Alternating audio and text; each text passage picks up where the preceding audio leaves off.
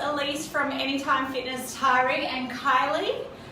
Today we're here with Tim Thomas, who's a contractor working out of Anytime Fitness Tari. We thought we'd bring him in just to talk a little bit about himself and what he does, as it's relevant to the 24-hour treadmill challenge that we're running at the moment, which is in conjunction with suicide prevention. So, Tim, would you like to introduce yourself and just tell us what you do? Yeah, so my name's Tim Thomas. I'm a Czech Institute trained corrective exercise specialist. So I mostly work with rehab and injuries and stuff like that. But my real area of expertise is exercise and mental health. So I do a lot of work here and in Sydney with clients with depression and anxiety and stuff like that. That's awesome, Tim. Why is exercise so important in regards to depression and things like anxiety and stuff as well? I guess when you talk about exercise and depression and anxiety and exercise and mood disorders, there's two kind of categories that fits into. So you exercise for your physiology. So when I talk about brain chemicals, there's four main ones involved in mood disorders. So your serotonin, dopamine, GABA, and endorphins. Now you probably think when I say brain chemicals that we're talking here, but they're actually neurotransmitters. So they're the chemical messages from the nervous system. So they're involved in all the body. They're made in the gut.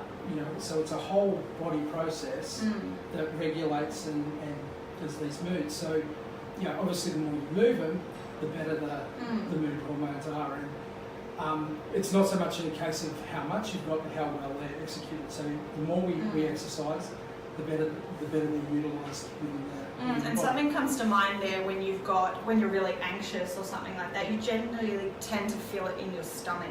Yes. Like you can feel that building up. So And that's an emerging area of research where they're sort of looking at that gut-brain axis, and we know that the neurotransmitters are made in the gut in different parts. So that's the physiological side of it, and then there's the psychological side. So obviously, if you're working out and you feel better about yourself, you have the higher self-esteem, you have the better confidence. There's also the social aspect of it. I do a lot of work with older adults and that where, I laugh that I've created a social club that exercises because, a lot of people who, their partners have passed away, don't have social connection. Yeah. But equally, sometimes you can have the people who come to exercise and this is their me time. They shut out everything else, so that they can have their time. Their time. So that's just a couple of it. But it's something that has been proven, time and time again to actually help with it. But I would caution and say it's not a cure-all. So with regards to suicide prevention, though, like how some of the things, how can we go about preventing it? Look, I think the most important thing with preventing suicide is to make it okay to seek help, to make it okay to talk and, to have each other's backs when it comes to, particularly the highest rate of suicide is between the 18 and 34-year-old males, They're the ones that don't want to seem weak, don't want to seem like they're soft or whatever. And I suppose I'd probably just relate, a little thing that occurred with me. Not a lot of people know I actually had 2 suicide attempts a few years ago. I had a couple of medical problems that, and they were directly related to medication changes and that. And that is something that happens in the literature, that even if you are on the right stuff, it can be a bit of a bumpy. You're trying to seek that right help and it can. So, and I guess that, the point that I'm grateful for, and I realise, if you're a guy who's not letting anyone in on what's going on, if you're just bottling it up to yourself, something that could be easily prevented there, your mates don't want to be at a funeral going, oh, I had no idea. Yeah. So when it comes to it, it's like saying, making it known that you can go and talk to someone, and look, and if you haven't got any friends, there's plenty of services that you can call. But it's got to be okay not to be okay. Exactly, and it's. I think a lot of people think that that's not okay, or they're too afraid to admit it. There's that stigma, and there's that, particularly as I said with males, but a lot of people you know, they just try to mull it over and just get on with the day. And they're just afraid of saying, you know, putting their hand up and saying, look, I need, I need help. something. They don't seem soft or support, you know.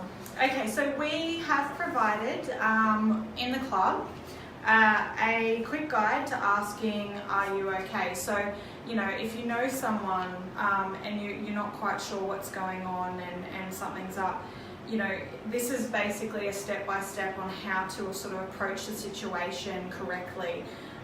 You know, getting ready to ask, be ready, be prepared, pick your moment too. Starting a conversation, you know, ask, are you okay? You can use that description.